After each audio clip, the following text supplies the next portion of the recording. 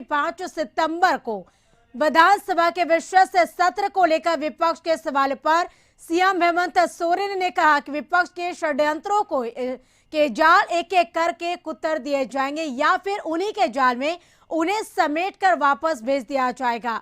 विधानसभा के एक दिवसीय सत्र के संदर्भ में कहा कि अभी कुछ घंटे बाकी है, इंतजार कीजिए।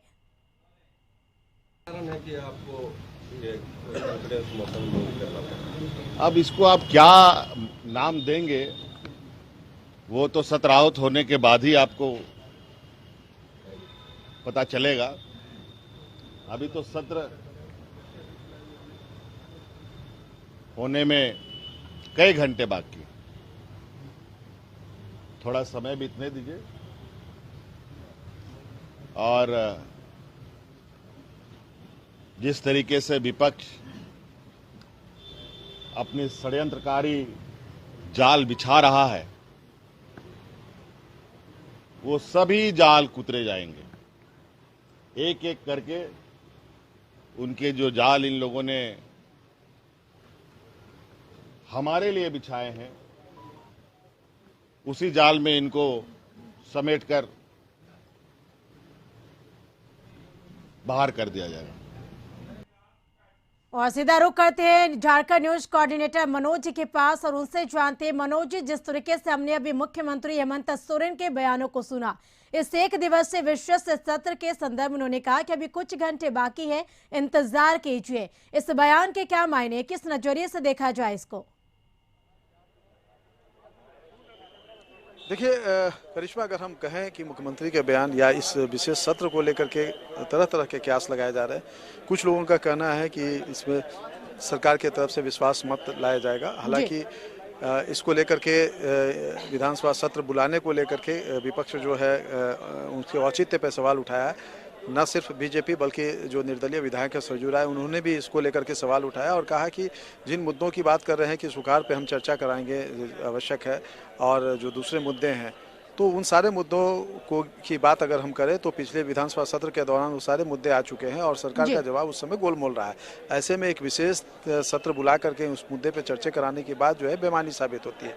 जहां तक अगर बात है सरकार के विश्वास मत हासिल करने का, तो अविश्वास किसने किया है, कौन सा अविश्वास सरकार पर जता रहा है, ये तो सरकार के अंदर खाने की बात है। सरकार को खुद ऐसा लग रहा है कि कांग्रेस के कुछ विधायक उनके साथ में नहीं है और इसीलिए वो जो है अविश्वास जो है अपने विधायकों पे कर रही है और इसीलिए वो विश्वास मत लाना चाहती है। अगर विश्वास मत लाती भी है तो ऐसे इससे बेहतर है कि वो अपने उन विधायकों के साथ बैठ करके उन सारे चीज़ों को कर ले।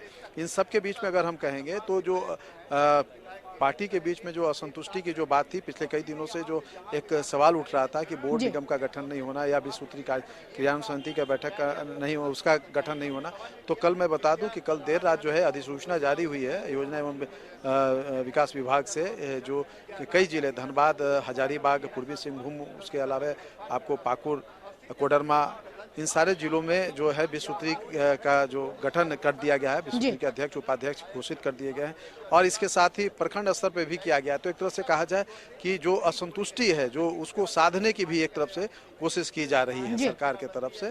जो एक कहा जाए अगर लोगों के बीच में, जो सदस्यों के बीच में जो एक अगर मन मुटाव की बात कहे या जो थोड़ा सा जिच है कि इन सारी चीज़ें लगभग 3 साल होने जा रहे हैं, ये सारी चीज़ें नहीं हुई है, तो अब धीरे धीरे उन सारी चीज़ों को भी इस दौरान करने का प्रयास किया जा रहा है। और कल देर रात जो अधिसूचना जारी की गई है उसको इसी रूप में देखा जा सकता है। तो कुल मिलाकर के अगर कहा जाए तो सारे लोगों की निगाह कल पे टिकी हुई है, राजभवन पे टिकी हुई है।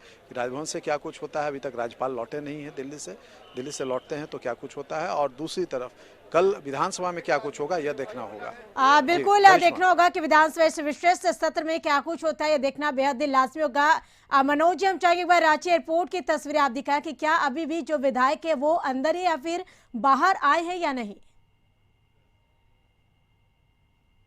जी, मैं आपको एक बार फिर से दिखाना चाहूँगा कि ये अभी तैयारी जो है यहाँ पूरी तरीके से मुकम्मल है। प्लेन आ चुकी है और अभी बाहर नहीं निकले हैं। संभवतः एयरपोर्ट के अंदर जो फॉर्मेलिटीज़ है या जो दोनों मंत्री गए हैं आगवानी के लिए, उनसे बातचीत हो रही है, उसके बाद वो सारे निकलेंगे। एक तरह से कहा जाए यहाँ से सीएम हाउस जाना या सर्किट हाउस या गेस्ट हाउस जहाँ रहना है वहाँ जाने का लेकर के जो रणनीति है उस पे अंदर में शायद चर्चा हो रही होगी। इसी वजह से विलंब हो रहा है, क्योंकि 4:10 पे फ्लाइट यहाँ पहुंच चुकी है और मैंने भी दिखाया है जो डिस्प्ले है यहाँ का एयरपोर्ट का, उसने भी इस बात को कंफर्म कर दिया है कि प्लेन आ चुकी है। तो जब प्लेन आ चुकी है तो अब सारे लोग निकलेंगे और उसको लेकर के यहाँ पे जो सुरक्षा के जो इंतजाम है वो पुख्ता किए गए। आप देख सकते हैं कि तमाम लोग जो है यहाँ पे तैनात है, अलर्ट है, किसी भी समय वो निकल सकते हैं और जब निकलेंगे तो वो सारी चीज़ें स्पष्ट हो पाएंगी जी। लेकिन अगर हम बात करेंगे तो सारे लोग इंतज़ार कर रहे हैं कि कब वो निकले और मीडिया कर्मी भी यहाँ पे तमाम लगे हुए हैं, तमाम मीडिया हाउस के जो लोग हैं वो भी यहाँ जमे हुए हैं कि क्या कुछ हुआ रायपुर में और अब आने के बाद कहाँ जाएंगे, किस तरीके से रहेंगे, क्या कुछ होगा, शाम में कहाँ बैठेंगे, क्या फिर कोई मुख्यमंत्री आवास पे बैठक होगी। इन सारे चीज़ों को लेकर के कई जो सवाल हैं जो कौंध रहे हैं उनका जवाब जानना चाहेंगे उन विधायकों से, उन मंत्रियों से जो रायपुर से आ रहे हैं। बिल्कुल मनोज जी, ये भी जानना चाहेंगे क्योंकि जिस तरीके से एक दिवसीय विश्वास सत्र बुलाया गया है, इस सत्र को लेकर अब झारखंड में सियासी बयानबाजी भी देखी जा रही है। अगर बात हम विपक्षी बीजेपी की करें तो एक दिवसीय विश्वास सत्र को बीजेपी नौटंकी करार दिया है।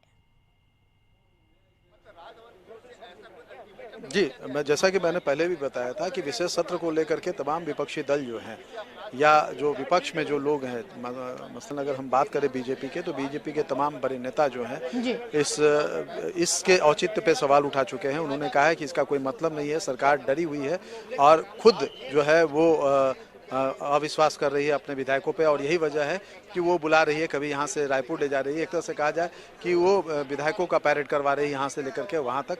अभी फ्लोर टेस्ट की कहीं कोई ज़रूरत नहीं है।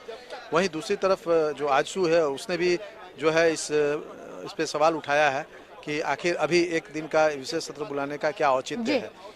इन सब से जैसा कि मैंने अभी बताया कि सरजू राय ने तो बाकायदा उन सारे चीज़ों को विस्तार से कहा कि अगर विशेष सत्र बुलाते हैं, विश्वास मत हासिल भी करते हैं, तो उससे जो कार्रवाई होनी है उस कार्रवाई पे विशेष फर्क नहीं पड़ने जा रहा है इस सत्र की वजह से। अगर कार्रवाई होनी है, उनकी सदस्यता जानी है, तो विशेष सत्र आएगा तो भी उनकी सदस्यता जाएगी और उसके बाद उन्हें इस्तीफा देना पड़ेगा, फिर कोई नया मुख्यमंत्री बनेगा। तो इन सारे चीज़ें जो कई तरह की अटकलें भी हैं, इन अटकलों में एक तरफ जहाँ विश्वास मत की बात है, वहाँ दूसरी तरफ यह है कि विधानसभा को जो है एक तरह से कहा जाए कि जो है इस्तीफा दे करके फिर से एक नए मुख्यमंत्री, एक नया चेहरा सामने ला करके करने का।